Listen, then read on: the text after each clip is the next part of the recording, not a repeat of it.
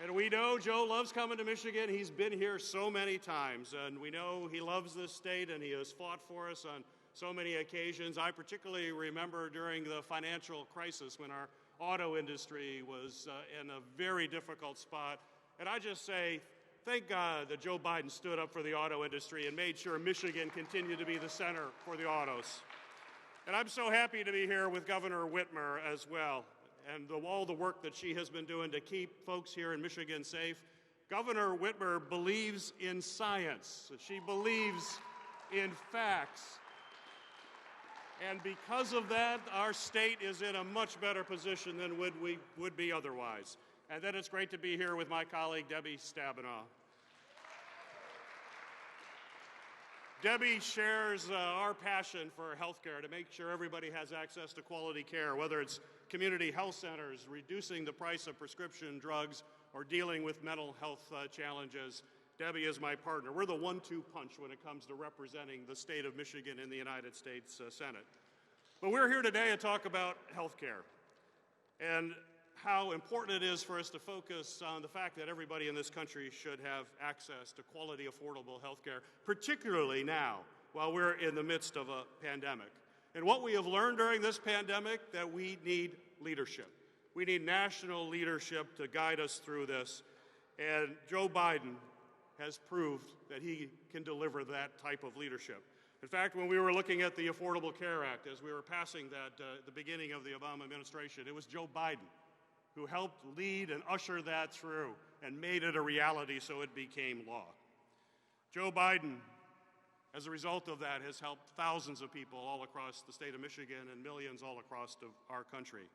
And it was an incredible fight. I remember that fight as we were elected officials and folks, Republicans, were trying to demonize it and attacking it and fought against us every step of the way. I represented a pretty Republican district. I had just got elected, and I was the first Democrat since 1893 to represent that district. And as we were dealing with the Affordable Care Act debate, folks said, Gary, if you vote for this, there's no way you're going to get reelected. This is a real Republican district, and they're coming at you. So what did I do? I read the bill. And as I read it, I said, it's not perfect, but it really moves us forward in a meaningful way. And at that time, if you recall, we had a situation where tens of thousands of people died every year in this country because they didn't have quality, affordable health care. So I said, I'm voting for this. I don't care what happens in the election. I'm going to vote for it. But I'll tell you, I still vividly remember pushing that green button when we went up to vote for it. And I said, this probably means I'm not coming back to Congress. But how often can you just push a button and literally save thousands of lives? That's what we need to make sure we do. And that is why we have to make sure that we understand that that bill is on the ballot this year once again. After all that fighting, all that struggling, all the help that it's been for folks all across the country, it is on the ballot now. Because of Trump's reckless lawsuit before the Supreme Court, which is going to be taken up just a couple weeks after this election, it could very well be thrown out. We think this new nominee has made it very clear where her position is. It could be thrown out. And what will happen when that occurs? Well, we're going to go back to the bad old days, where if you had a pre-existing condition, you're not protected. That means 1.7 million people in this state could lose the protections that they have now, even though they have pre-existing condition. And to think we're in a pandemic where those numbers of pre-existing conditions will go up. We could go back to the bad old days when being a woman was a pre-existing condition. We're going to go back to the bad old days when seniors have to pay higher prescription drug prices on Medicare. We'll go back to the bad old days when folks didn't have access to health care, but because of the Medicaid expansion, including the support from Governor Whitmer to make sure that that happened, 800,000 people in our state now have health care coverage. All of that could go away. And they'll be back to annual caps being eliminated and the lifetime caps eliminated so that folks may find themselves being forced into bankruptcy if they have a very difficult situation. So Donald Trump is not alone in trying to dismantle the Affordable Care Act. My opponent in this Senate race is also opposed. In fact, he supports Donald Trump 2,000%. That's a pretty big percent, 2,000. And like Donald Trump, he has no plan. The Affordable Care Act is dismantled. There is no plan whatsoever. We've seen the Republicans have never come up with a plan. They've had time to do that. They never do. And if you ask them, or if you ask my opponent, what's the plan, they'll give you a blank stare. And then they'll have shallow talking points and never address the issues. Ladies and gentlemen, these are serious times we're in. We're in the middle of a pandemic. We have folks that are losing health care who are afraid. We need serious leadership. We need steady leadership. Ladies and gentlemen, we need Joe Biden as the next president of the United States. And Joe Biden also needs friends. He needs to have a majority in the United States Senate so that we can move this agenda forward. He cannot do it alone. And I'll just say in closing, this issue is not academic. This is not just talk. This is real. It's very real. There are real stories. There are people behind all of these stories. I still have visions of people as they see the Affordable Care Act perhaps going away, coming to my office in tears, not knowing what the future will mean for them and for their families. People's lives literally hang in the balance. And that's why I'm so proud to have the opportunity to introduce Alexia Mansour, who will share her story of what affordable health care means to her and means to her family. So please welcome Alexia.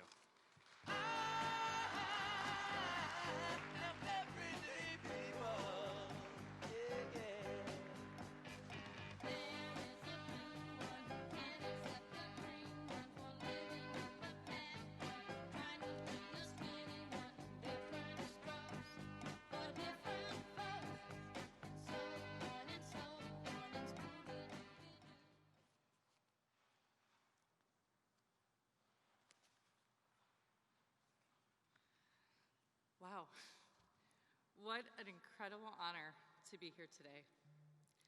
Vice President Biden, Governor Whitmer, Senator Peters, Senator Stabenow, I am truly humbled and grateful to be here with all of you. My name is Alexia Mansour. I'm a stay-at-home mom of 3 amazing children. Sadella, age 10, Izora, age 8, and Atticus, age 4.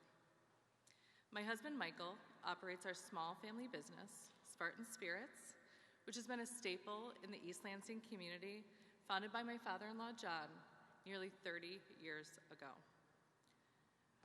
Our small business only employs 2 people right now, and even when we're fully staffed, our staff numbers don't qualify our business to negotiate with healthcare companies to offer employee-sponsored health insurance. Because of that, before the Affordable Care Act, my family didn't have health care coverage until 2014. We simply couldn't afford it.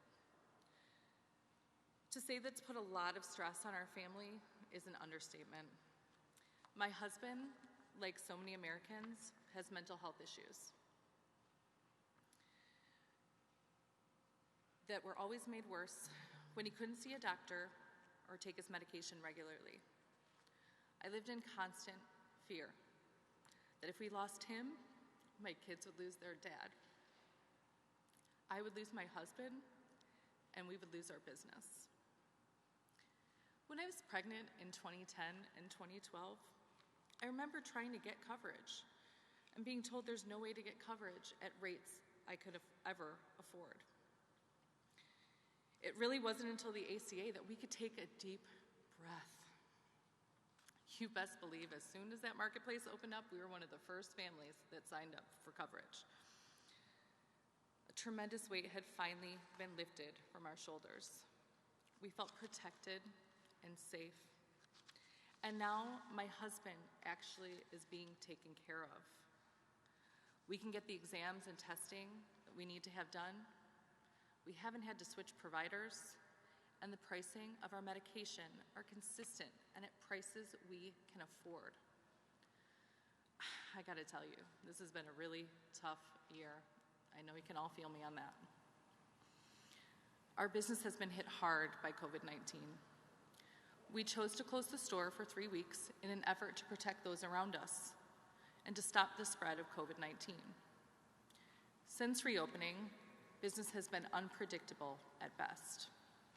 And now, with the delayed football season, it's even worse. We've had employees quit because they're scared of contracting the virus at work. My husband works 7 days a week just to keep our business doors open.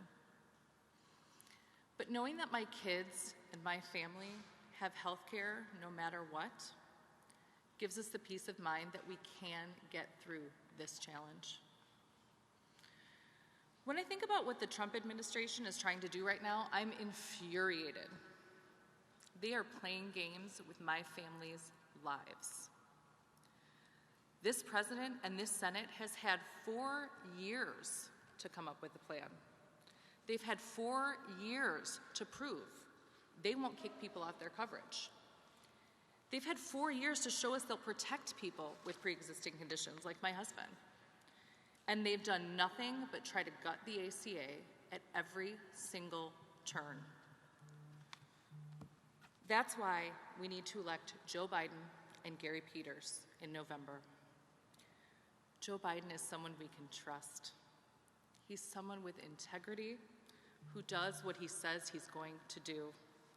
He believes in science, and I believe in him.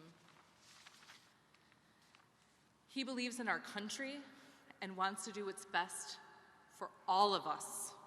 He will truly be a president for all of the American people, regardless of whether you voted for him or not. Our current president doesn't care much about me or my family, and he doesn't care much about our small business either. If he did, he would have taken this seriously from the beginning. He would have had a plan. He would have tried to help more Americans. And he wouldn't threaten to gut 20 million people's health insurance during a pandemic. We need to elect Joe Biden and Kamala Harris, and we need to re-elect Gary Peters to the Senate. I truly believe they care about us. They'll fight for us and for our health care. And with that, I'd like to introduce, I'm so proud to say, our great governor, Gretchen Whitmer, and our next president of the United States, Joe Biden. People, keep on learning. Soldiers,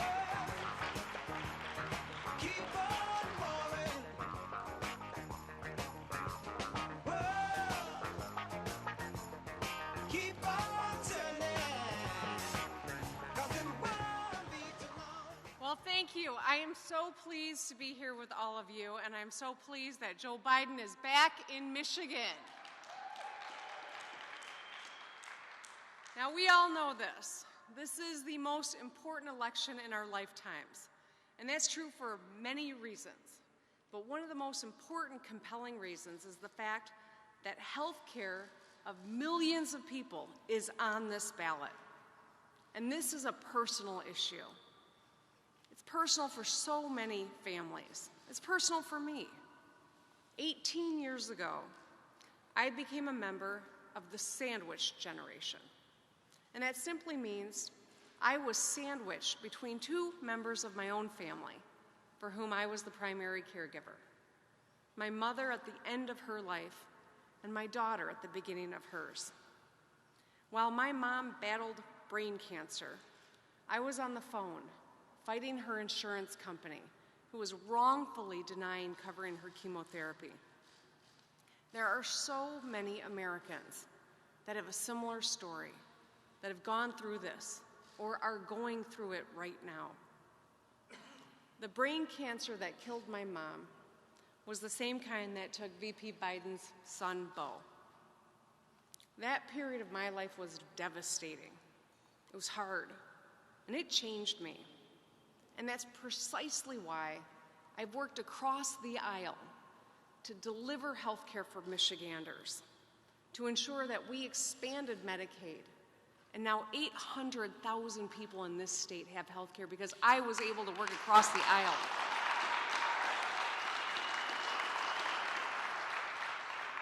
But it took working across the aisle to get it done. We had a Republican governor, and I was the Senate Democratic leader. And we left our partisan corners and found common ground because it was about the health of the people of this state. I know that Joe Biden has done and will continue to do the same as our next president. I know that Joe Biden shows up and has our back when we need him. He worked with President Obama. He worked to expand health care to millions of Americans. He was here during the auto industry rescue. Michigan supports Joe Biden because Joe Biden supports Michigan.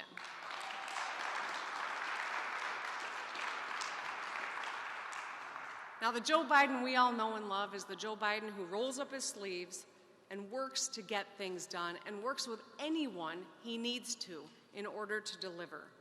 He's made lifelong friends on both sides of the aisle because he's a good, decent human being who cares about Americans, all Americans. He's a fighter who will protect and expand health care, good-paying jobs, jobs that people can support a family on. And he will ensure that every American, no matter who they are or where they come from, has a fair shot. Joe Biden knows how to build bridges. He'll bring us together and make health care more available for more Americans. We know that President Trump isn't focused on finding common ground. He's been running a scorched earth agenda for years. And not only does he want to take away health care, but he's in court right now trying to dismantle the ACA that has been a lifeline for so many Americans. Instead of bringing the heat down, he ratchets it up with incendiary rhetoric. Instead of building bridges, he focuses on building walls. He always has been. And in this upcoming election, our choice couldn't be more clear. While Joe Biden works to expand health care in the midst of a global pandemic that's killed more than 218,000 Americans, nearly 7,000 of whom are Michiganders, the Trump administration keeps working to fight to take that health care away. Instead of keeping people safe and delivering on federal relief, they deny science. They contradict their own guidelines. They mock people who wear masks. They've even endangered their own supporters. Not only is the Trump virus response threatening our lives and our economy, but the Trump administration continues on their quest that would deny coverage to people with pre-existing conditions, over 4 million of whom are Michiganders. And now COVID-19 that has ravaged our country is a pre-existing condition too. Nearly 8 million Americans have been diagnosed with COVID-19. And if the Affordable Care Act is struck down, those who have been diagnosed are at risk of losing their coverage too. So the difference couldn't be more clear. And that's why I'm optimistic. Because with our historic leadership in the world right now, our phenomenal capacity for cutting-edge research, science, industry, innovation, and manufacturing, America could have and should have led with an informed and unified COVID response that would have saved lives, mitigated the economic fallout, and made us a global leader, the envy of the world. But the sad truth is the Trump administration never had a plan to protect Americans. They squandered our might and our capacity by making this public health crisis, a political football. It did not have to be this way. Tens of thousands of American deaths could have been avoided had the president treated COVID-19 like the crisis he knew it to be from the beginning. More than 60 million people have filed for unemployment in the United States. 218,000 deaths, lines of people at food pantries. Americans banned from traveling to other countries. And the COVID numbers keep going up. It is still getting worse. So to the Americans everywhere who've been devastated by this pandemic, There is good news. There's an incredibly decent man who is running for President of the United States, who is fighting for you and your family. To the moms who are at home, working, trying to get their kids logged onto Zoom, getting the laundry done, taking care of the family, Joe Biden works for you. To the small business owners who've spent a lifetime building something great and are hanging on by their fingernails, Joe Biden works for you. To the grandparents who haven't been able to see, much less hug their grandkids, Joe Biden works for you. And to the hundreds of thousands of Americans who've lost a loved one, Joe Biden's working for you too. Ask yourself this: which candidate can get COVID-19 crisis under control? Which man is going to get us back to work? Who could bring us together as a nation? You know, in most years, in presidential elections, there are two decent choices. This year, there is one: Joe Biden. We must all vote like our lives and our livelihoods and the soul of our nation depends on it, because they do. And with that, I want to introduce you to my friend and our next president, Joe Biden.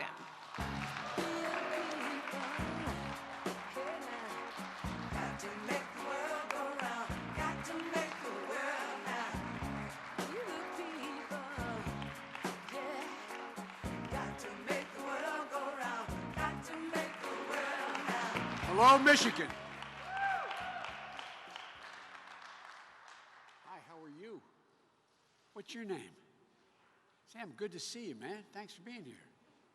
Appreciate it. Alexia, thank you for taking the time, telling your story. It's important. Unfortunately, there are an awful lot of stories like yours all over America as I travel the country. Too many. Don't have to be. And folks, it's great to be back. It's great to be here. There's not a better governor in the United States of America than Gretchen Whitmer. That's a fact. I've met virtually all of them. And Gary, we badly need you back in the United States Senate, pal. We badly need you back in the United States Senate. And my sister, Debbie Stabenow. God love you, Debbie. We worked so closely together for so long, and as vice president as well. Folks, look, we need to send Gary back for another term, standing up for Michigan, Michigan families, small businesses. He was our main congressional partner back in 2010 when we passed the critical legislation supporting small businesses. I remember the president giving me the responsibility to go out and round up support. The person my go-to guy to get it done, I mean it sincerely, was Gary. He was the go-to guy. And he always shows up, and he always shows up for Michigan. And like all of you, Jill and I are so grateful that the governor and her family are safe. It's an unusual year. Governor, you've been through a lot, but my Lord, you are a leader. You stand up straight and tall, and you don't bend. Governor, it's not easy to lead in moments of crisis, but that's a determination of whether you have a real leader. Well, you stepped up to the crisis, and you've stepped up. You've done it, and you keep doing it.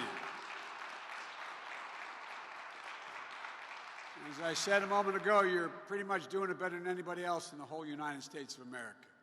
You've shown this whole nation just how tough and thoughtful you are.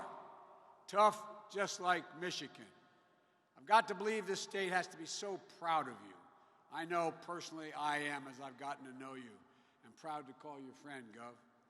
We're grateful to the FBI and law enforcement to discover these domestic terrorists and stop them.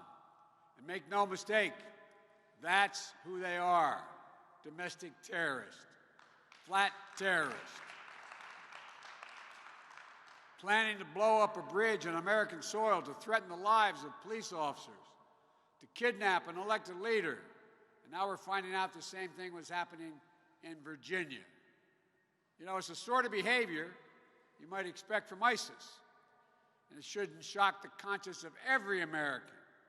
Every American. And the failure to condemn these folks is stunning from the outset. I remember, it matters. You've heard me say it before, words matter. And the words of a president particularly matter. When the president tweeted, "Liberate Michigan," liberate Michigan, that's the call that was heard. That was the dog whistle. Just like when he said there were, quote, very fine people on both sides in Charlottesville. Father, as they came out of the fields carrying torches, their veins just bulging, shouting anti-Semitic bile, carrying Nazi flags, accompanied by the Ku Klux Klan. And when a young woman was killed protesting, the president was asked, what did he think? And he said something no president has ever heard. There were very fine people on both sides. Those words were heard just like when he stood on the debate stage with me and refused to denounce white supremacists, but told that white ring extremist group to, quote, stand back and stand by. Stand back and stand by. An American president not only shocked us, but it stunned the world. Those words we heard. You know the reason I decided to run for president, and I know that Debbie knows this. I hadn't planned on running ever again after my son died. But when I saw those folks coming out of those woods, I thought, how in God's name can we remain silent? And I said at the time, it was somewhat not criticized, but people didn't think it was, well, I don't know what it was. When I said, I think we're in a battle for the soul of America. I think we are. What I saw at Charlottesville and the president's response to it is why I went to Gettysburg Battlefield in Pennsylvania last week. Because I thought there was a need to stand up to hate in America and urge us, as Lincoln did, to come together as a nation. What I've learned, hate never goes away. It only hides. It never goes away. And if you give it oxygen, it comes out from under the rocks, it grows. We need to be clear. From the president on down in this country, there is no place for hate in America, period. None. It will not be tolerated. But President Trump revels in division and chaos. He'll do anything to distract us from focusing on his failures to deal with this virus and to protect the nation. He's still living in a dream world. He keeps telling us that this virus is going to disappear like a miracle. He said, I think last night in his town hall, I didn't have the pleasure of hearing it. I was doing one myself. He said, we have turned the corner. As my grandfather Finnegan might say, we were here, he said, he's gone around the bend. Turn the corner. My Lord. It's not disappearing. In fact, it's on the rise again. It's getting worse, as predicted. We all know the terrible price this nation has paid. Lives lost, unemployment way up. Across Michigan and the country, folks are worried about making their next rent payment or mortgage payment. Whether their health care will be ripped away in the middle of a pandemic that you work so damn hard, Gary, to keep. Worried about, and we talked about this with Lexi, kids in school. Are they able to get back to school? More than 215,000 Americans, I think it's 217 as of this morning, Americans have died from COVID-19. And experts have said, and have been saying for the last month and a half, that nearly another 200,000 lives are likely to be lost in the coming months between now and the first of the year, if we continue to refuse to follow science, because he refused to embrace wearing a mask. How many times on television do you see make fun of Biden wearing a mask? Because he refuses to practice social distancing. He puts his supporters in such jeopardy. It's estimated by his own folks, if we just wore masks nationally, almost 100,000 lives would be saved in the next few months. His own director of CDC said, well, we're waiting for a vaccine. Even if we had a vaccine, this will prevent more deaths between now and the end of January than a vaccine would. You know what's really sad about all this? And I've been talking about this, but every time I repeat it, I get more, well, I'm not very happy. The president knew and lied about knowing. He knew in January the intelligence community and their, what they call the PDB, the Presidential Daily Briefings, which I've sat in on hundreds and hundreds and hundreds and hundreds of them as vice president. It got out that they laid out in detail to him how devastating this could be, how much life could be lost, and so on. He said he was unaware of it. Didn't read those reports.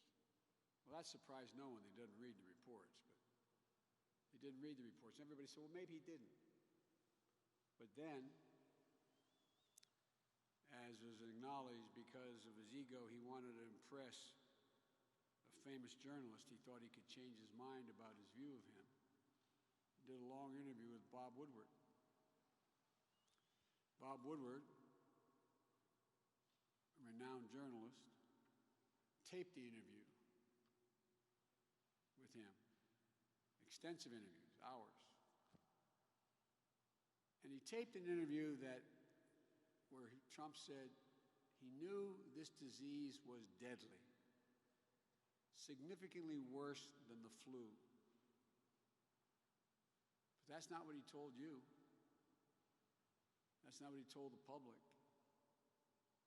And the reason he lied again to the American people?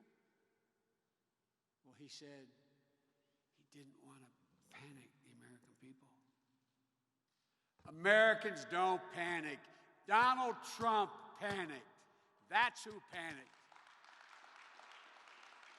As a consequence of his overwhelming lying, negligence, and irresponsible action, how many empty chairs were around the kitchen table this morning or the dining room table last night? How many?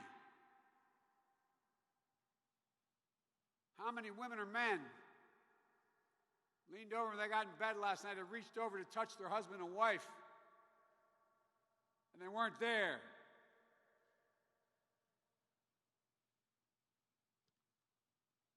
You all know what loss is. It's profound, especially when it was avoidable, much of it. But mishandling the pandemic isn't enough for Trump.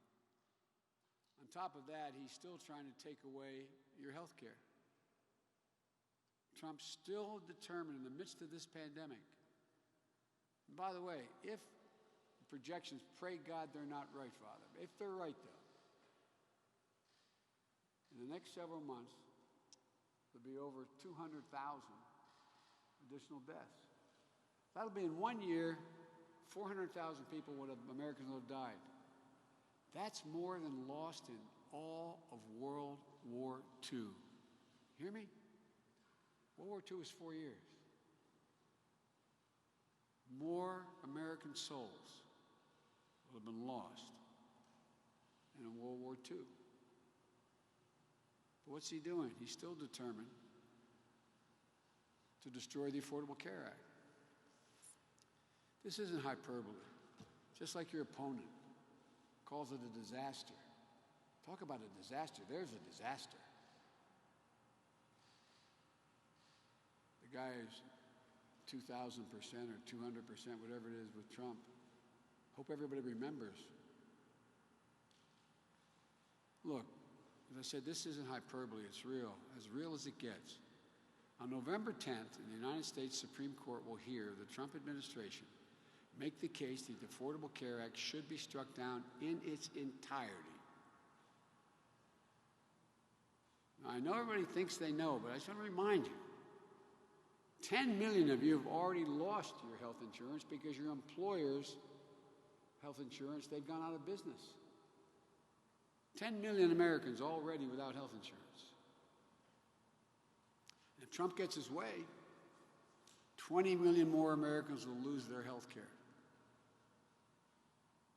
It's a god-awful, in the midst of this god-awful economic crisis, 100 million Americans will lose their protections for pre-existing conditions, including more than 4 million people right here in Michigan. Lifetime limits and benefits, on benefits, will be back. Insurance, and by the way, you know, a lot of you have been through what I've been through and worse. But I can distinctly remember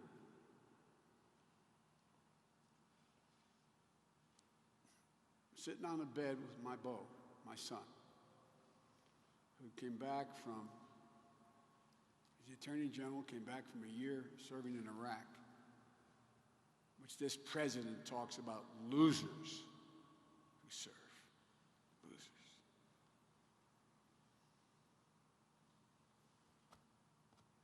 With the same significant disease that your mom had, stage 4 glioblastoma.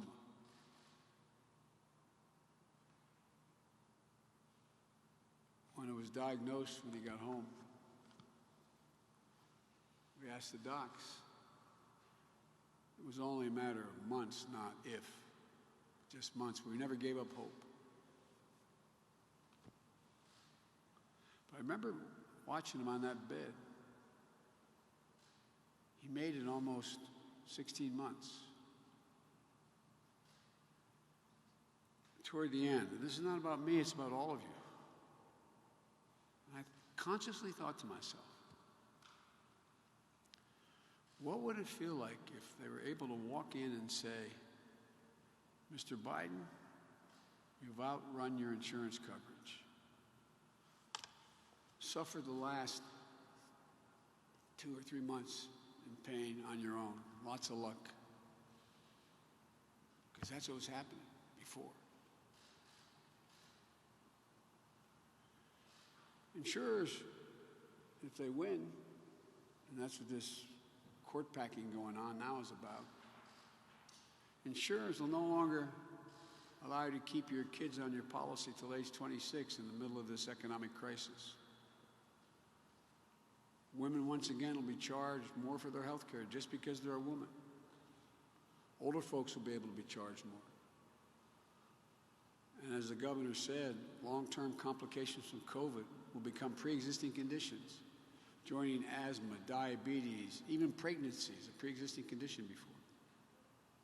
It could allow insurers to jack up your premiums or deny coverage altogether. Getting rid of Obamacare is why they're racing to get this nominee through the Supreme Court.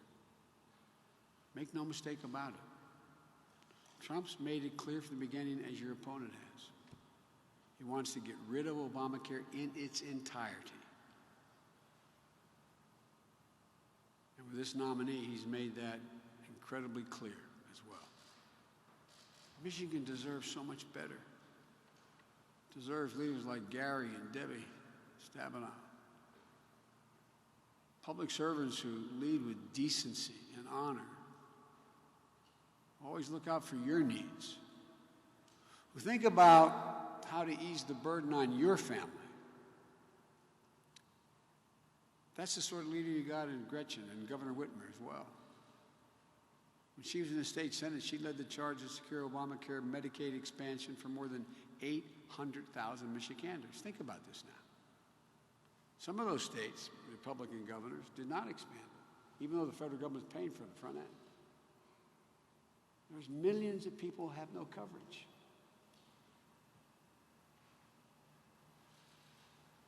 After we passed Obamacare, with the help of Debbie and Gary, with Debbie Stabenow and Gary Peters, we were able to reduce the uninsured rate by 55% here in Michigan. And if I have the honor of becoming your president, we'll build on the Affordable Care Act, no matter what they do.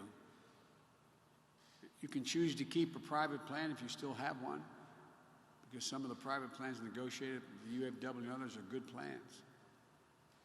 But we'll also offer you a Medicare-like public health insurance option. It'll force private insurers to keep premiums low and offer better coverage because it's for the first time they'll have to compete for your business against a public insurer that doesn't have the profit motive in mind. If you choose this public option or a private plan, we'll increase subsidies for your premiums so that they're lower. You can afford our plans with lower deductibles, lower out-of-pocket spending.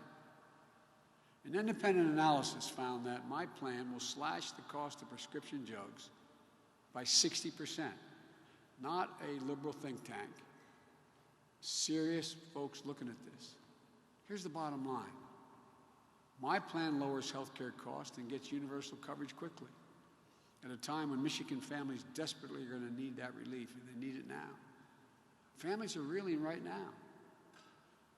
They need a lifeline now. And I promise you, when I'm president, I'll take care of your health coverage the same way I would my own family. I grew up like a lot of people in this state, in Scranton, Pennsylvania, and Wilmington, Delaware, in a 3-bedroom, split-level home with 4 kids and a grandpa lived with us.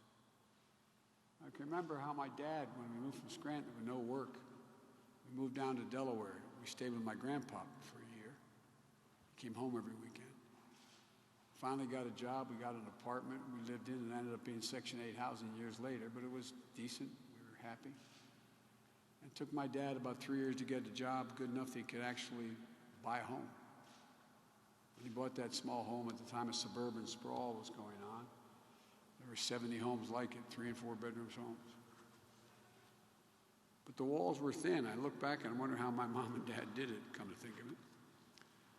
I remember one night my dad's being really restless. You could hear him restlessly rolling in bed. Our bedroom was next to it. And I asked my mom the next morning, "What's wrong with Dad?" He said, "Honey, it's complicated." I said, "What's the matter, Mom?" I was like 14 years old. So, well, his company had just lost his health insurance. But we're going to be okay, honey. I go, all the people rolling around in bed tonight, tomorrow night, last night. Trump doesn't see things this way. Because he only sees the world from a Park Avenue perspective. I'm not being a wise guy, I'm being literal. He can only see from his penthouse, Wall Street. I see the world from where I grew up, like many of you. I grew up in Scranton, as I said. My mom taught me. My mom had a backbone like a ramrod. My mom taught me, she said, "Joey, look at me, look at me." Because I used to study, she said, "Nobody's better than you, Joey.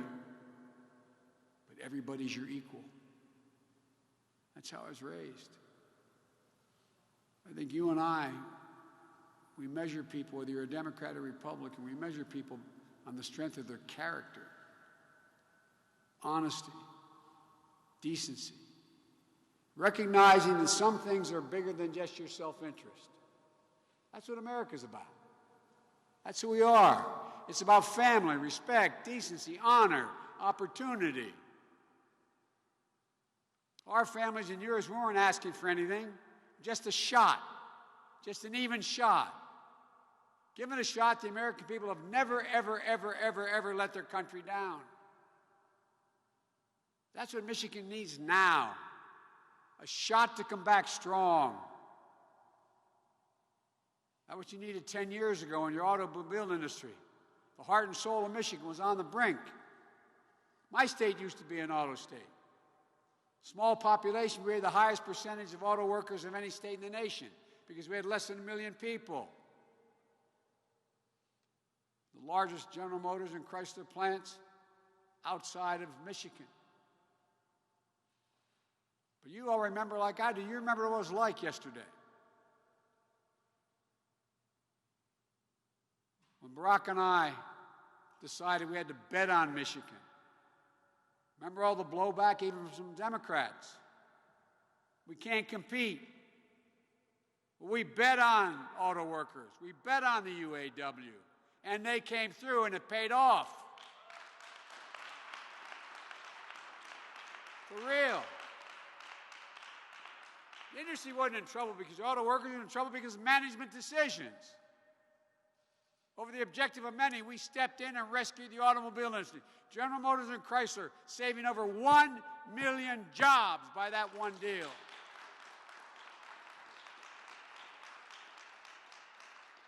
Don't ever underestimate the American worker. By contrast, on Donald Trump's watch, we were in a nationwide manufacturing recession before COVID struck. And we're now down nearly 650,000 manufacturing jobs across the country now. And it's rising. In fact, Donald Trump will be the first president in modern American history to leave office, God willing, to leave office with fewer jobs than he had when he started in office.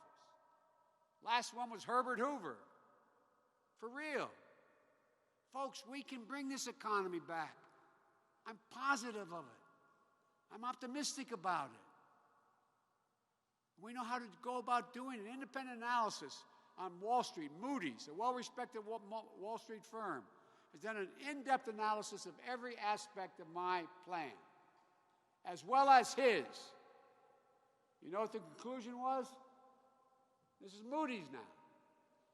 That my plan will create 18.6 million jobs, 7 million more than his would, and $1 trillion more in economic growth than the president's plan. By investing in people.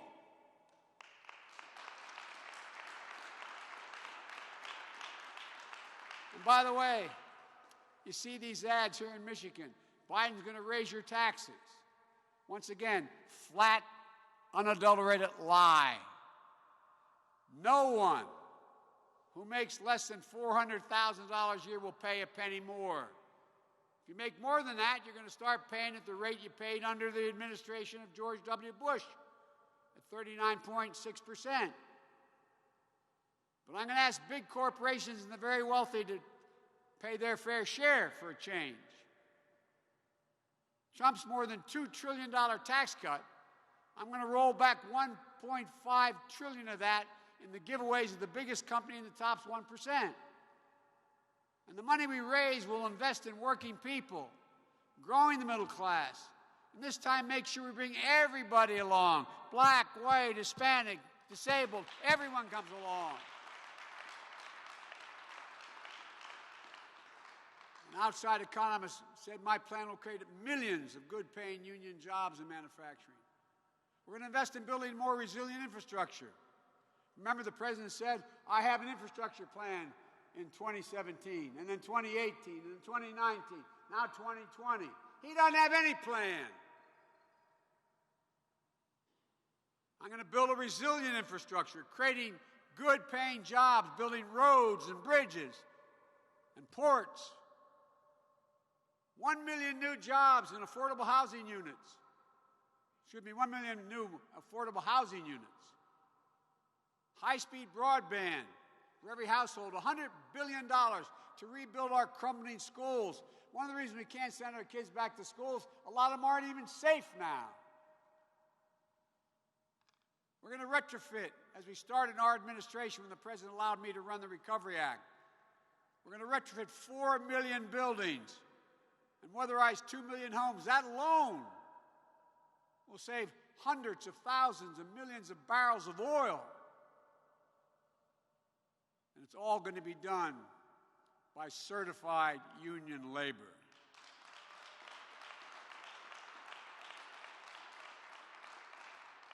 We're going to end Trump's incentive. He actually priced he talks about his trade deals. As Gary and Debbie know, in his trade deals, he incentivized people to send jobs abroad. Abroad. More are taking their jobs overseas. One thing more. The United States government owns and maintains an enormous fleet of vehicles. And I promise you, the President controls that. I'm going to convert those government fleets into clean vehicles made of and sourced right here in the United States of America. I'm going to expand the capacity so the United States, not China, leads the world in clean vehicle production. We're going to make it easy for American consumers to switch from fuel-efficient, inefficient vehicles. We're going to build a network of 500,000 charging stations all across the country, offer consumer rebates to swap older, inefficient, fuel-inefficient vehicles for new, clean, American-made models. And together, this will mean, according to the estimates, more than 1 million good new jobs in the American automobile industry, because we will own the electric vehicle market in the world. Folks, I guarantee we can do this, but we have to come together. I remember you and I talking, Gov, when I was running for the nomination, and my saying we had to unite the country. You're the only one that thought I was right, I think. We said, it used to be the old days. Yeah, Joe, you got a lot done. You used to walk across the aisle, get a lot done, but everything's changed. Well, folks, if we can't unite the country, we're in trouble. America and our system runs on consensus. Compromise is not a dirty word. I'm running as a proud Democrat, but I'm going to govern as an American president. I'll work as hard for those who don't support me as those who do. I do not see America in terms of red and blue. Bringing the country together, that's the job of a president. It's a duty to care for everybody. We can be so much better than what we've seen. We can be what we are at our best when we're the United States of America. But folks, you have to vote. And people are turning out here in this state in overwhelming numbers around the country. If you have any doubt, go visit iwillvote.com/M-I. Early voting is happening now. In every city and township clerk's office in the state. You can register and vote in one quick stop. If you have your ballot already, mail it or drop it in a drop box today. Don't wait. Vote. And don't just vote for me and Senator Harris and Gary as well. Vote all the way down the line. We're going to need Gary back in the United States Senate, looking out for Michigan families, because we're going to win back the United States Senate. When we do, we're going to change things. Folks, it's time, I really mean this, to restore the soul of America, to rebuild the backbone of this country, the middle class. This time is to bring everybody along. Debbie may remember my colleagues in the caucus used to kid me, because I'd quote President Kennedy when he was about going to the moon in his famous speech. Everybody remembers different parts of it. The line I remember more than anything else, he answered the question that was implicitly being asked. Why are you doing this? And he said, because we refuse to postpone. I refuse to postpone the work America must do now to bring this country back. There's nothing beyond our capacity. There's no limit to American future. The only thing that can tear America apart is America itself. No other country can do that. Everybody knows who Donald Trump is. We have to let them know who we are, what we stand for. We choose hope over fear, unity over division, science over fiction, and yes, truth over lies. So, folks, thank you, and may God bless you, and may God protect our troops. Thank you, thank you, thank you.